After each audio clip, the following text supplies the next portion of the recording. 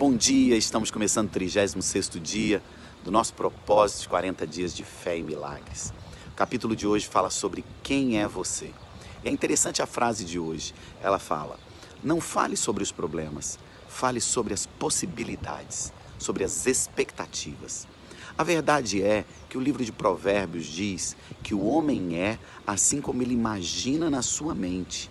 Ou seja, a forma como você vê o mundo, a forma como você fala e a forma como você age depende de quem você é aqui dentro. Tem gente que vê possibilidades no meio dos problemas.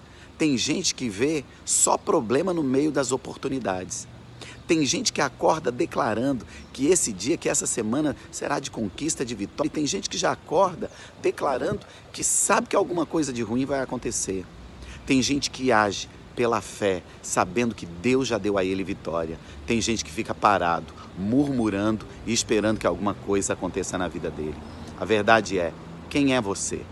Quem é você aqui dentro? Porque aquilo que você é o que você vai externar através da sua visão, através das suas palavras e através das suas atitudes. Se levante hoje e mude aqui, quem você é aqui dentro. Creia, use a fé para ser uma pessoa muito melhor. Veja possibilidades, declare vitórias e age pela fé, porque Deus te dará a vitória. 36º dia. Quem é você? Não fale sobre os problemas, mas sobre as possibilidades. Versículo do dia. E contaram-lhe e disseram: fomos à terra a que nos enviaste, e verdadeiramente mana leite e mel, e este é o seu fruto. Números 13, 27. Alguns homens aos quais Moisés tinha plena confiança foram mandados para um determinado lugar para conhecer e revelar como eram aquelas terras. Chegando lá, eles encontraram muita prosperidade, mas em algum momento mudaram o discurso e começaram a revelar os problemas que enfrentariam quando entrasse para tomar posse. Caleb estava junto nessa empreitada e, ouvindo a murmuração dos outros, disse: certamente subiremos e possuiremos em herança, porque seguramente prevaleceremos contra ela. Números 13, 30.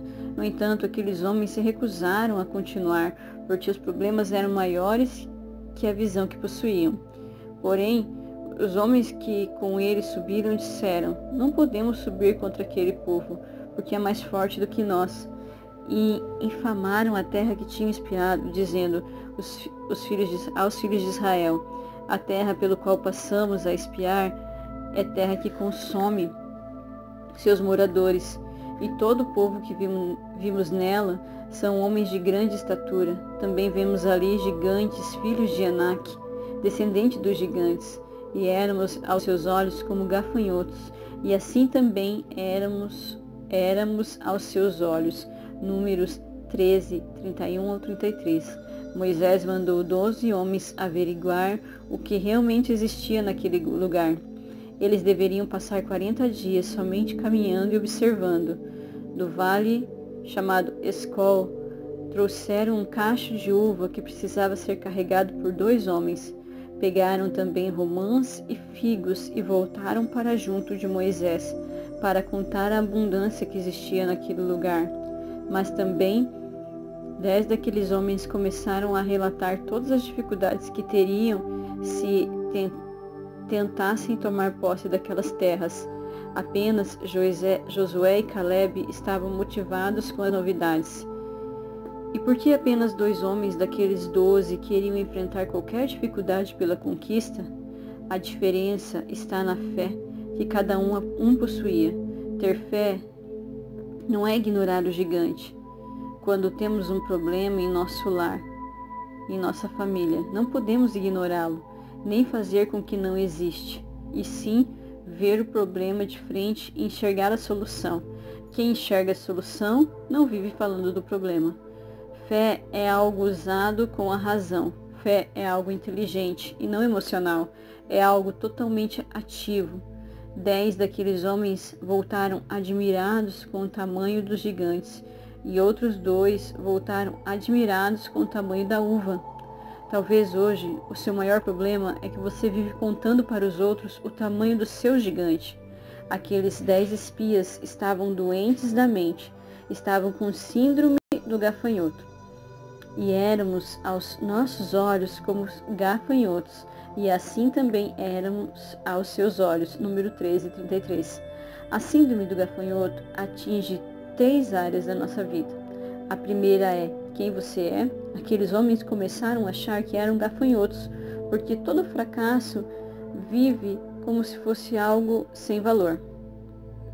Todo fracassado vive como se fosse algo sem valor. Primeiro se vê sem valor para depois fracassar. Quem você é? Quem você é? Um gafanhoto ou um comedor de uvas? Conheço pessoas que vivem problemas que nunca existiram, que estão somente nas suas mentes. A nossa mente é a maior arma que Deus deu ao homem e tem uma capacidade tremenda de raciocínio, mas muitas vezes usamos contra nós mesmos. Aquele que tem síndrome de gafanhoto fala sobre problemas, já o comedor de uva fala das possibilidades. Aquele que está debaixo do complexo do gafanhoto fala do tamanho dos problemas, e o comedor de uva declara o tamanho da vitória. Daquilo que o seu coração está cheio é o que você falará, mas a síndrome do gafanhoto nos torna medrosos e temerosos. A segunda área em que essa síndrome atinge é a forma como vemos nossos inimigos, e assim também éramos aos seus olhos. Eles não conversaram com os gigantes para saber como eles o viam, mas já foram logo dizendo que provavelmente seria como gafanhotos. Ela faz com que nos vejamos sem capacidade. E a terceira área atingida é como vemos o nosso Deus. Josué e Caleb, 2 comedores de uva, diziam que eram para continuar a avançar, porque o Senhor já havia entregado aquelas terras a eles. Já os outros 10 queriam criar justificativas para que Deus não agisse. Um comedor de uva sabe que não deve se preocupar, porque quando Deus dá a visão, também dá a provisão. A síndrome do gafanhoto age em uma área do cérebro, fazendo com que a pessoa tenha uma visão distorcida, mas a fé é uma arma que deve se unir com a sua mente e projetar o futuro através da razão e do entendimento. Aqueles que eram comedores de uva disseram que poderiam ir contra os gigantes e vencê-los. Eles viram um Deus cumpridor de suas promessas. Quem é você? Alguém que enxerga além dos problemas ou se esconde para não ter que enfrentá-los?